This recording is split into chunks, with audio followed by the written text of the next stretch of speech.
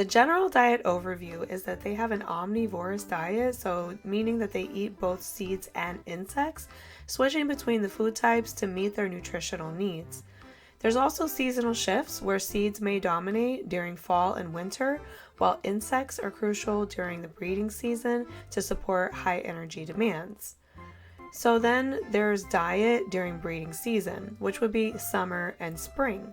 So this usually focuses more on insects, so they consume a variety of invertebrates to meet their protein requirements for nesting females, developing chicks, and molting feathers. And common insects that can be eaten most of the time by the painted bunting would be grasshoppers, beetles, spiders, caterpillars, and crickets. They also have a feeding strategy. Painted buntings forage in the shrubs, along the ground, or in grassy fields for these insects. So the diet during non-breeding season in fall and winter actually differs. Seeds take center stage during the cooler months when insect populations decline, and their favorite seeds are grasses like switchgrass or panic grass, sedges, wildflowers like ragweed, crops like millet or sorghum that they can access. So that makes sense because when you're at the feeders, they really like the white millet during fall migration. And I also see them eating the tops off of my old tropical sage plants. So when it turns into kind of like the dead flower head, I've seen them over there kind of eating those. And same with my fire stick plants too. So yeah, not fire stick, fire spike, fire spike. Yeah, that's the one. They seem to like that one too. So what painted bunting chicks eat are usually 100% insect diet. During the early days after hatching, chicks are fed a diet almost entirely composed of insects to ensure rapid growth. And when it comes to parental feeding, both parents bring insects to the nest, often making multiple trips per hour. Oh wow, that's a lot. So when it comes to feeding behavior and techniques, they have a seed cracking ability. They use their cone-shaped beaks, which allow them to crack tough seed shells, making it easy for them to eat little tiny small grains. I have seen them eating those little grass, seedy grass things. I don't know what you call them. I don't know what I don't know if it's muley grass. I can't remember. I'm not sure what these grasses are called, but we've got this seedy grass stuff that just kind of grows wildly down here, and it kind of grows all over the side of the road and stuff. So a lot of times you'll find painted buntings there eating them. So you'll find that painted buntings are also ground foragers. They'll forage mostly in dense vegetation or low grassy areas to avoid predators while feeding. Yep, I've definitely seen them doing this. When they're in my yard, they will forage on seed that fell on the ground. And when I see them by the roadside, they're definitely foraging on this low, seedy grass. And they're also foraging on the ground, hopping around too. So I've definitely observed that. So when it comes to attracting them to your bird feeders, painted buntings can be attracted to backyard feeders, especially in areas like the southern US. Down here in Florida and in South Florida during migration, we get lots of them, and we get them all winter long. Especially in my yard. This year has been absolutely insane with painted buntings. Normally I get one or two, but this year I've had 5 and 6 painted buntings at my feeder at a time. It's crazy. I've never seen so many. I guess they brought all their friends to my feeder this year, which is exciting for me. So the best foods to offer, like I said, are white millet. That's a favorite. It's cheap. It's easy to come by. You can buy it in economy seed mixes, pretty much anything. Sunflower seeds, it says to avoid whole seeds as they prefer the smaller varieties. So they don't like the big old ones. They like the little small. You can get like sunflower chips. That could be helpful too, or like the small black oil sunflower seeds. I think they prefer that. Another thing they like is safflower seed and Niger seed. So they like that too. That's a good one for indigo buntings too, is Niger seed. So keep that in mind. So when it comes to the location of feeder, where's the best place to place the feeder? You're going to place them in a small, quiet, shrub-lined area to match their preference for dense cover. So right now I have a feeder that's underneath my candlestick cassia. It's covered with a Geiger tree behind it and a hibiscus shrub that's pretty tall, and there's also some tall giant milkweed plants around it. So it is in like a really good cover, so they can feed very protected, and they can feel safe there. And that might be why I have so many this year, because I placed my platform feeder up there, and it is kind of hidden. So yeah, that could be why I have so many this year, because normally I just have the regular feeder out, but this year I did a little bit different, so that definitely makes sense. So they really like to use water sources, so that's another one. They are attracted to bird baths and shallow water sources, especially during the dry months. And bathing not only keeps them hydrated, but it keeps their feathers clean, and it aids them with efficient foraging. So water's good for them. They really enjoy the water if you offer a bird bath, but make sure you keep it clean and you spray it out every morning, or at least every other day at the very minimum. So the impact of seasonal changes on diet. In preparation for migration before their long flight to their wintering grounds, painted buntings will bulk up on energy-dense seeds, and their winter diet in their wintering grounds like South Florida, the Florida Keys, Mexico, and Central America, seeds remain their primary food source, but they also consume small insects if available, and I have seen them eating fruit as well.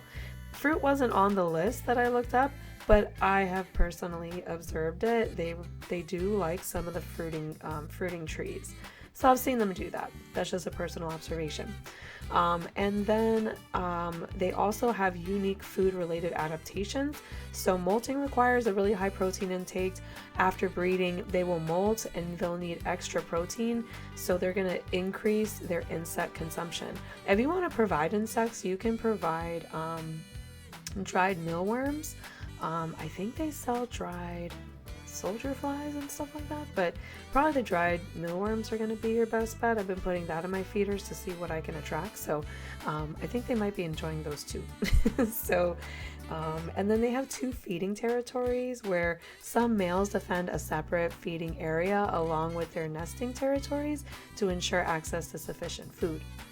So this diet flexibility will allow painted buntings to adapt to their different environments, their seasonal changes, and to ensure their survival year-round. Whether they're foraging for seeds on the ground or hunting insects and shrubs, their dietary habits do play a crucial role in their life cycle. So another interesting fact is that food and habitat preferences make a difference with painted buntings. Shrubland and grassland habitats are important, and they prefer bushy areas, edges of woodlands, and grasslands where seeds and insects are abundant. Habitat loss can reduce access to these food sources, so this is a significant threat to their populations. And of course, impact of human activity also can affect their diet. Of course, habitat loss. The conservation of natural areas into agricultural and urban landscapes reduces the availability of seeds and insects, impacting their food supply. I always say that they should wait to trim grasses until after migration, because I feel like they need this for, a food source while they're migrating. But, I don't know. I don't know how to get that law into place. But that would be nice. I always say that. I'm like, don't cut the grass back. My painted buntings need it, But they did cut the grass this year on my street and in the forest woodland area. And maybe that's why they're coming to my feeders so many, because there's not as much food. So I guess providing them food, that's important too. So, that's to my next point. Bird feeders as a supplemental source in suburban and urban areas. They can provide that supplement when they're cutting those natural grasses back, and it can help, painted buntings find seeds when natural sources are scarce. So another interesting fact is their diet in captivity.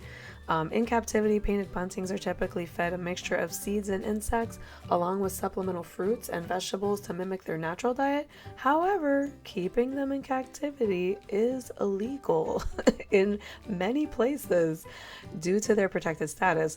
In Florida, it is illegal to take captive painted buntings. This is why sometimes you see an eBird that they're listed under sensitive, because sometimes they won't list them publicly because there are people people here in South Florida who come and try to capture them and sell them.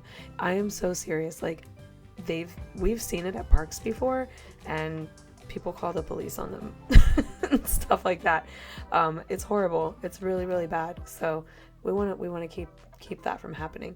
Now I know it's legal overseas. I want to say I talked to somebody that lived in like England or something like that, Britain, and they had captive painted buntings that they were breeding, but it was legal there, and I don't think they were taken from the wild. I think they were, like a domesticated thing going on. I don't know. I'm not really sure what the details were. Or maybe it was Germany. I don't remember, but they weren't native there, and they weren't, it wasn't like they were just nabbing, wild birds and migrating populations and stuff. The guy was breeding them.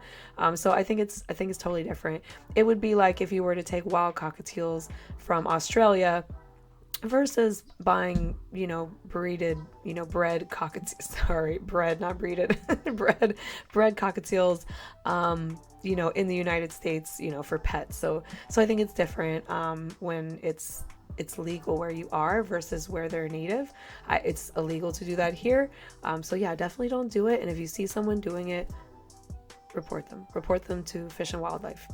So it's definitely not okay in Florida. You can't touch or tape captive, or you can't do anything with wild birds in Florida. It's a federal offense. You can't hurt them, you can't shoot them, you can't take them captive, you can't do any of that stuff. So yeah, keep that in mind. So you can feed them, you can do bird feeders, that's fine, but that's about it. So this is everything you wanted to know and more, plus other fun facts about painted buntings.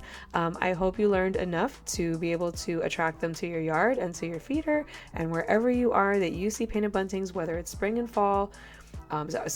summer or fall and winter, you know how to attract them. You know how to add stuff to your yard that they'll definitely like, to have a little habitat for them. And I hope you get as many painted buntings this year as I did. Have a good night, everybody. Happy birding.